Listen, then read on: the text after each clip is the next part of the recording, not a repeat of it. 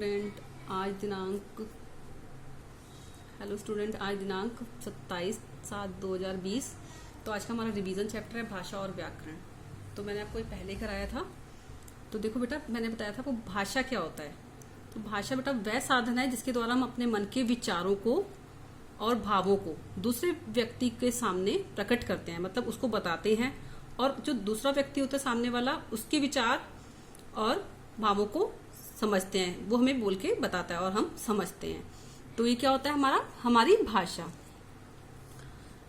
तो भाषा को सुनकर, बोलकर और पढ़कर को समझा जाता है। बेटा जैसे देखो यहाँ पे एग्जाम्पल दे रखे हैं। तो माँ ने बेटे से कहा, रोहन बेटा जल्दी से तैयार हो जाओ वरना विद्यालय के लिए देर हो जाएगी।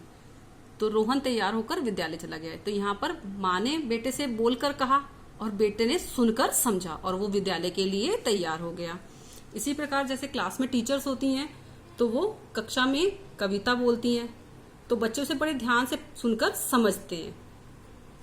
और फिर टीचर्स जो है बोर्ड पर लिखते हैं और बच्चे उसे पढ़कर समझते हैं और अपनी नोटबुक में लिखते हैं।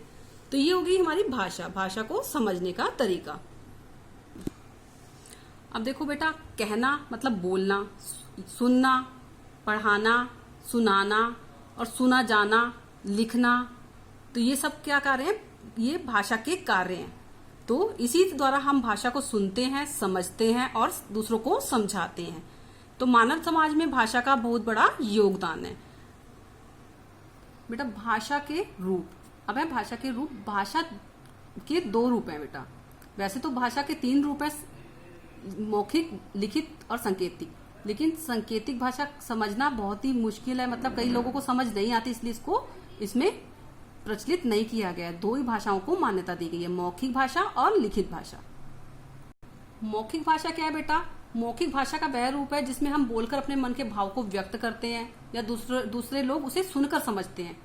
तो वो क्या है? हमारी मौखिक भाषा। मुंह से बोली गई जो भाषा होती है, जो बातचीत हम करते हैं, वो हमारी भाषा है बेटा। ये मुंह से बोली गई भाषा मौखिक भाषा है। लिखित भाषा जो होती है, हम जिसको लिखकर समझाते हैं या फिर हम लिखा हुआ पढ़ते हैं, पढ़कर समझते हैं, तो वो है लिखित भाषा। जैसे समाचार पत्र और पत्र, साहित्य आदि हम पढ़कर समझते हैं।